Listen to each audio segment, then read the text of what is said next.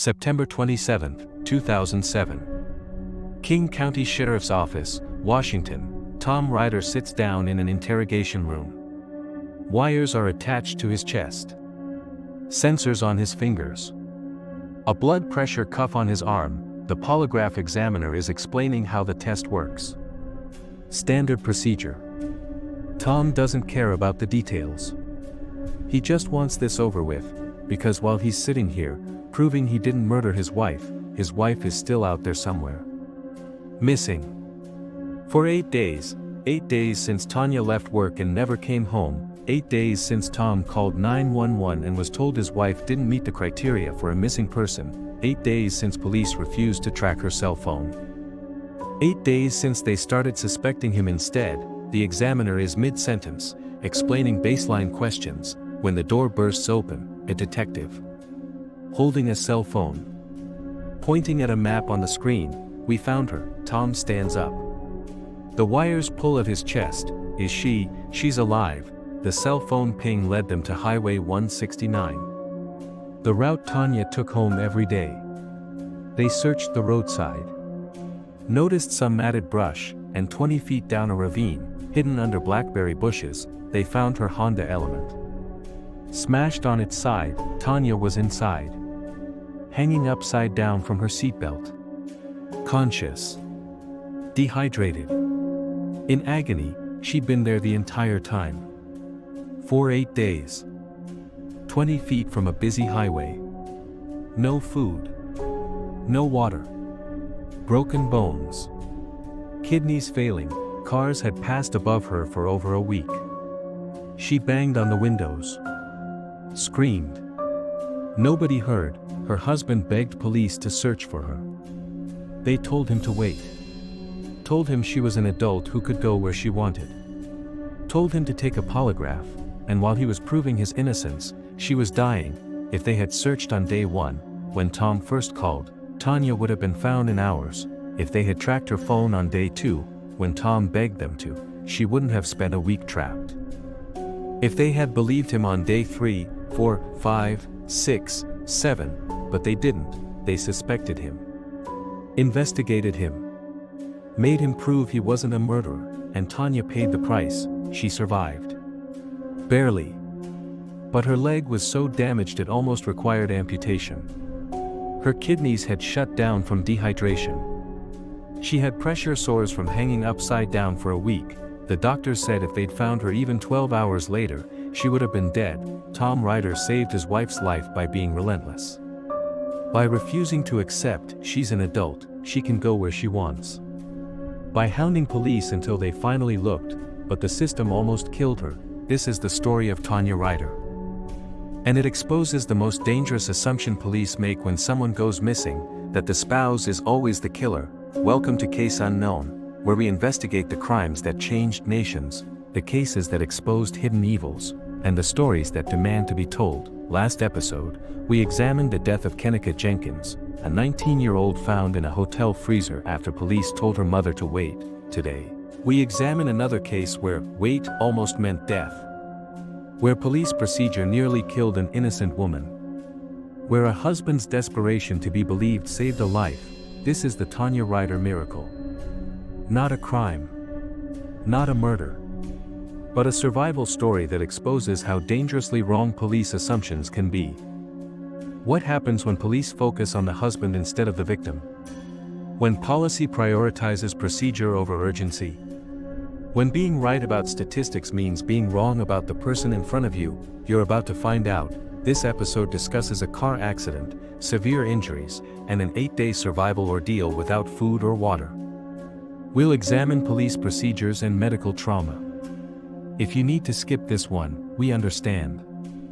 September 2007. Maple Valley, Washington. Tanya and Tom Rider have been married for 8 years. They're in their early 30s. No kids. Just the two of them working toward a dream, building their own home. To save money, they both work multiple jobs. Tanya works nights at a Fred Meyer grocery store in Bellevue. Days at a Nordstrom rack. Tom works construction during the day. Their schedules barely overlap. They pass each other coming and going. It's exhausting. But it's temporary. They're saving. They're building towards something. September 19, 2007. Wednesday night into Thursday morning, Tanya finishes her overnight shift at Fred Meyer at 6:30 a.m. on September 20th. Surveillance cameras capture her leaving the store, walking to her blue Honda Element in the parking lot, getting in, driving away. She's heading home to Maple Valley. About a 20-minute drive. She plans to sleep for a few hours before her second shift at Nordstrom later that day. She never arrives. Tom is at work. He doesn't realize anything is wrong yet. Their schedules are so opposite that sometimes a full day passes before they connect. Thursday, September 20th. Evening, Tom gets a call from Tanya's coworker at Nordstrom. "Where's Tanya?" "She didn't show up for her shift." Tom calls Tanya's phone. No answer. He drives to the Nordstrom. She's not there. He drives home. Her car isn't in the driveway. He calls her phone again. And again. And again. No answer. Now he's worried. This isn't like Tanya. She's reliable. She always shows up. She always answers. Friday, September 21st. Early morning, Tom calls Bellevue police. Tanya left work in Bellevue, so that's the jurisdiction. He explains, "My wife left work yesterday morning. She never came home. She missed her second shift. I can't reach her. Something is wrong." Bellevue police take the report. They pull the Fred Meyer surveillance footage. They confirm, Tanya got in her car and drove away at 6:30 a.m. on September 20th. But then Bellevue tells Tom, "She left our jurisdiction. You need to call King County Sheriff." This is their case now. Tom calls King County Sheriff's office, and this is where everything falls apart. Friday, September 21st. Daytime, Tom reaches a 911 operator at King County. He explains the situation. His wife is missing. She left work. She never came home. Please help me find her. The operator's response, "She's an adult. She can go where she wants. She doesn't have to tell you anything." Tom is stunned. "No, you don't understand. Something is wrong. This isn't like her. She would never just disappear." The operator, "Unless she's a minor, suicidal, or has dementia, we can't file a missing person report." "Tom, can you at least track her cell phone? It might tell us where she is." "Operator, we can't do that without a missing person case." Tom hangs up. He calls back. Different operator. Same answer. He's frantic now. It's been over 24 hours. His wife is missing. And police are telling him there's nothing they can do. Saturday, September 22nd, Tom calls again. He's insistent now. Aggressive. "My wife is missing. You need to help me." Finally, King County agrees to open a case. But Tom can tell from their tone, they don't believe him. They're investigating him. Sunday, September 23rd. Monday, September 24th. Tuesday, September 25th, Tom is calling police every day. Begging for updates. Asking them to search. To track her phone. To do anything. Police are polite but firm. They're following procedure. They're working the case, but Tom can feel it. They think he did something to her. They think he hurt her. Maybe killed her. He offers to let them search his house. No warrant needed. Just search. You'll see there's nothing. They search. They find nothing. He offers to let them search his car. His computer. Take it. Look at everything. They do. They find nothing. Tom prints flyers. He puts Tanya's photo everywhere. He offers a $25,000 reward. He drives the route she would have taken home, looking for any sign of her car. He sees nothing. No skid marks. No broken guardrails. No clues. Wednesday, September 26th, 6 days missing. Tom calls police again. Please. Use her cell phone. Track it. Please, police tell him they're working on it. They need authorization. They need to follow procedure. Tom is desperate. She could be hurt. She could be dying. Please. Thursday, September 27th. Morning, detectives call Tom. We need you to come to the station. Tom knows what this means. They want him to take a polygraph. They want to eliminate him as a suspect. He doesn't hesitate. I'll be there. He arrives at the King County Sheriff's Office. Detectives explain, we need to make sure you're not involved. Standard procedure. We need you to take a polygraph. Tom agrees immediately. Yes.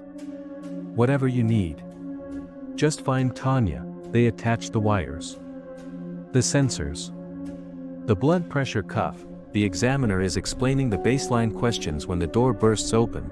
We found her. Thursday, September 27, 2007. 10 a.m. While Tom Rider is sitting in the polygraph room, detectives finally authorize the cell phone track. They ping Tanya's phone. It's still on. Or at least, it was recently.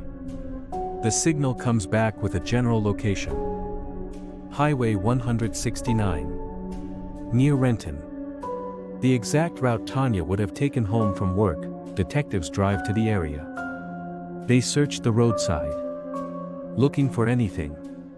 Skid marks. Broken brush. Anything, and then they see it. Matted vegetation. Blackberry bushes bent down. Like something heavy pushed through, they stop. Get out. Walk to the edge, 20 feet down, they see it. A blue Honda Element. On its side. Partially hidden under brush, they call down. Hello. Anyone in the vehicle? A faint response. A woman's voice. Weak. Help, she's alive. Rescue teams arrive. Firefighters rappel down the ravine. They reach the car. Tanya Rider is inside. Hanging upside down from her seatbelt. Her left side is pinned against the steering wheel. One shoe is off. Her leg is twisted at a terrible angle. She's conscious. Barely. Her lips are cracked from dehydration. Her eyes are sunken. She's pale. Weak, but she responds when they say her name. Tanya. Can you hear us? Yes. Please. Help me. Firefighters cut the roof off the car. It takes time. Tanya is trapped. The seatbelt is holding her in place, but her body is wedged. They cut the belt. Support her carefully. She screams in pain as they move her. Her collarbone is broken. Her shoulder is dislocated. Her ribs are fractured. Her left leg is severely damaged, tissue death from being compressed for days. She's placed on a stretcher. Pulled up the ravine. Put in an ambulance. The paramedics assess her vitals. Her blood pressure is dangerously low. Her pulse is rapid. Her kidneys have shut down from dehydration. If they'd found her 12 hours later, she'd be dead. At the sheriff's office, Tom Rider is told, "Your wife is alive." She's being taken to Harborview Medical Center. He breaks down. Sobs. Relief and rage and exhaustion all at once. She was there. The whole time. 20 feet from a busy highway. And it took 8 days to find her. Harborview Medical Center. Seattle. Tanya Rider is rushed into the ICU. Doctors assess her injuries. The damage, severe dehydration. Her kidneys have failed. Toxins from muscle breakdown are poisoning her system. Broken collarbone, dislocated shoulder, fractured ribs, left leg, extensive tissue damage. Blood flow was cut off for days. The leg is close to needing amputation. Pressure sores, from hanging in the seatbelt for over a week. Hypothermia. September nights in Washington are cold. She spent 8 nights in an unheated car. Dr. Lisa McIntyre addresses the media. She's in critical condition. She's not out of the woods yet. We're doing everything we can. Tanya is placed on a ventilator. Sedated. Her body is in shock. Over the next weeks and months, doctors work to save her leg. Multiple surgeries. Skin grafts. Physical therapy. She keeps the leg. Barely, but the question everyone asks, how did she survive 8 days without food or water? The medical answer, she was on the edge. One more day and she would have died, but Tanya's answer, when she finally recovers enough to speak, is more complex. She doesn't remember the crash. Her last memory is leaving the Fred Meyer parking lot. Then nothing. The next memory, waking up. Pain. Darkness. Confusion, she was hanging upside down. Her leg was trapped. She couldn't move. She tried to reach her cell phone. She could hear it ringing. Over and over. But it was just out of reach. On the floor of the car, now the ceiling because the car was on its side, she screamed. Banged on the windows. She could hear cars passing above. But nobody heard her. She drifted in and out of consciousness. Days and nights blurred together. At some point, she hallucinated. She saw her dead dog, Lady, sitting next to her. Lady had died years earlier. But Tanya says Lady stayed with her. Comforted her. She also saw a gray Jeep. This memory haunts her. She doesn't know what it means. But when they showed her the surveillance footage from Fred Meyer, there was a gray Jeep in the parking lot that morning. Did she see it before the crash? During? Is it connected to what happened? She doesn't know. After years of therapy, including hypnosis, Tanya has recovered some fragments. But the crash itself? Gone. Doctors theorize she fell asleep at the wheel. She'd worked overnight. She was exhausted. She was 5 minutes from home when she veered off the road. She doesn't remember any of it. What she does remember, the terror. The pain. The hope that someone would find her. And they did. On day 8. Hours before she would have died, Tanya Rider survived. But she almost didn't. And the reason is systemic. Failure number 1, the missing person criteria. King County Sheriff's Office had a policy. They would not open a missing person investigation for an adult unless that person was a minor, suicidal, or had dementia. The logic, adults have the right to leave. Most missing adults are not missing, they left voluntarily. The statistics support this. Most missing adult cases are not abductions or accidents. They're people who chose to leave, but Tanya Rider wasn't most cases. Tom Rider tried to explain, this isn't like her. She would never just disappear. Something is wrong, the policy didn't allow for exceptions. Policy said, she's an adult. She can go where she wants. Policy almost killed her. Failure number 2, the husband is always the first suspect. Statistically, when a woman goes missing, the spouse is involved in a significant percentage of cases. Police know this. So when Tom Rider reported Tanya missing, police immediately looked at him. They investigated him. Searched his house. Searched his car. Searched his computer. This is standard. And often, it's correct. Spouses do kill. Spouses do lie, but in this case, every hour spent investigating Tom was an hour not spent searching for Tanya. Tom understood this. That's why he volunteered everything. Search my house. Take my computer. I'll take a polygraph. Just find my wife, but it still took 6 days before they finally tracked her phone. 6 days. If they tracked her phone on day 1, Tanya would have been found within hours. Failure number 3, the cell phone track delay. Tom Rider begged police to track Tanya's cell phone. From day 1, I saw it on TV. In cop shows. You can track phones. Please, track hers. Police told him they needed authorization. They needed a case open. They needed to follow procedure. It took 6 days. When they finally pinged her phone on day 7, it led them directly to her. Within 20 minutes of the ping, they found her car. If they'd done this on day 1, Tanya would have been rescued before her kidneys failed. Before her leg was nearly amputated. Before she spent a week in agony. Failure number 4, the busy highway illusion. Highway 169 is busy. Cars pass constantly. Tanya's car was 20 feet down a ravine, hidden under brush, but visible if you looked. Tom Rider drove that highway multiple times during the week Tanya was missing. He was searching for her. He drove the exact route she would have taken. He didn't see anything, neither did anyone else. For 8 days, this is the bystander effect on a systemic scale. Everyone assumes someone else would have noticed. Someone else would have checked. Someone else would have called it in, but nobody did, until police specifically searched the roadside. Nobody saw the matted brush. Nobody looked down. Nobody found her. Assumption almost killed her. Tanya Rider spent months in the hospital. Multiple surgeries. Rehabilitation. Learning to walk again. She kept her leg, but it's permanently damaged. She walks with a limp.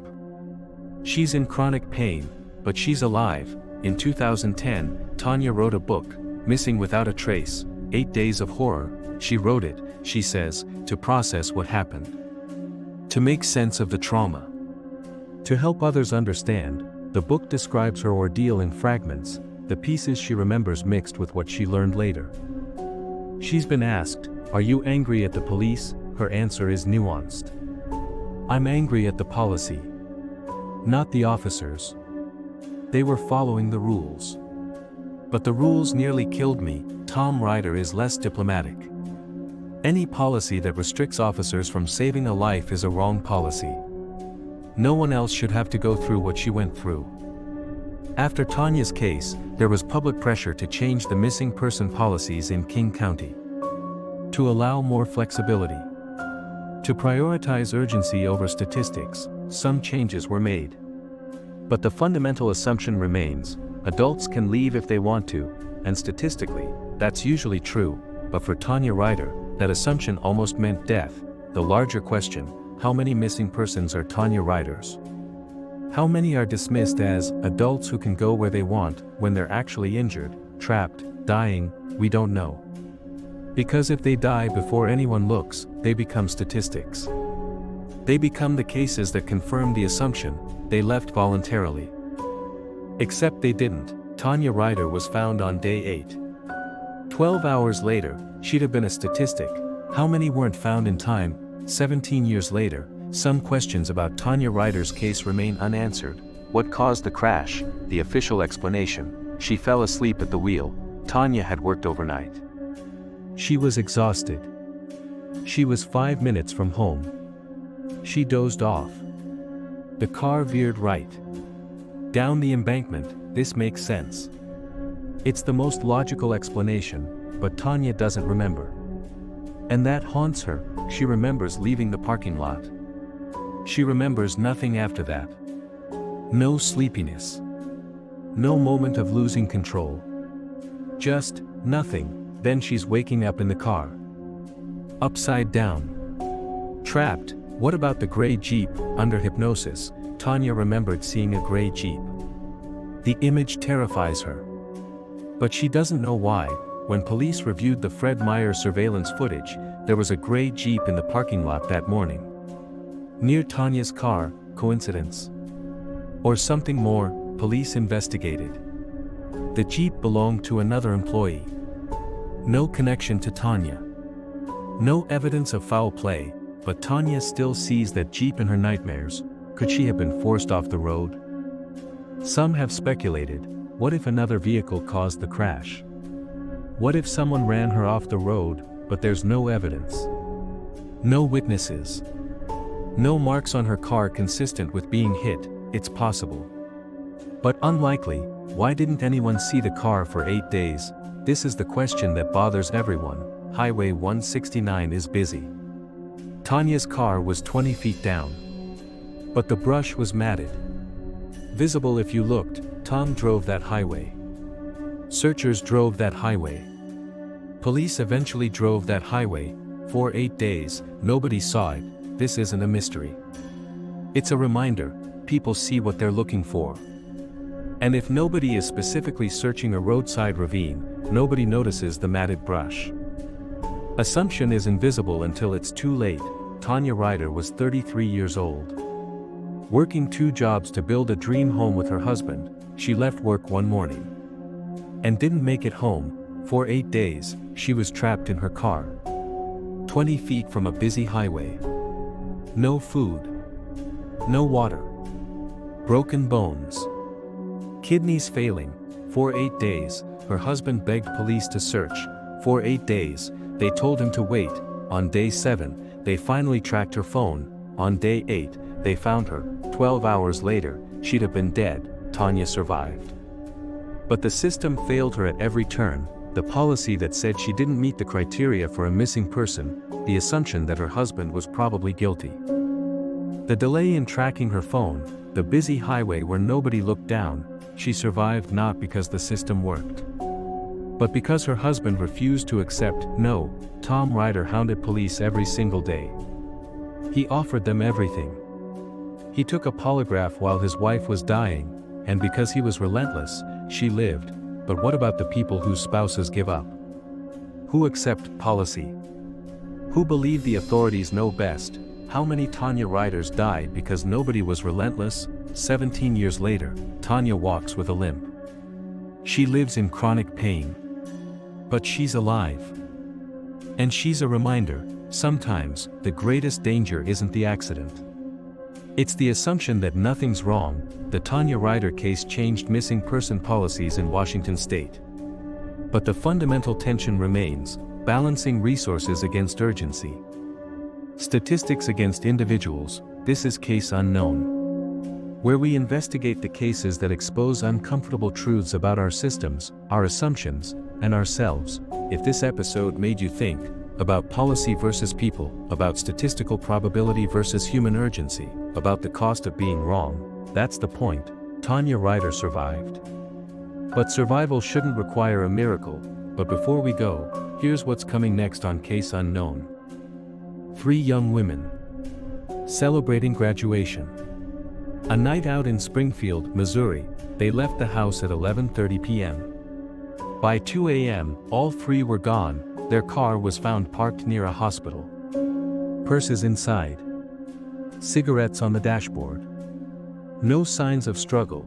For 23 years, no trace of them was ever found. No bodies. No evidence. Nothing, until 2024, when investigators announced a breakthrough. And named suspects. Next time, the Springfield 3, when a graduation celebration became America's most haunting disappearance. Until then, remember, the unknown is only unknown until someone asks the right questions. And sometimes, the right question is the one everyone else ignores. This is Case Unknown.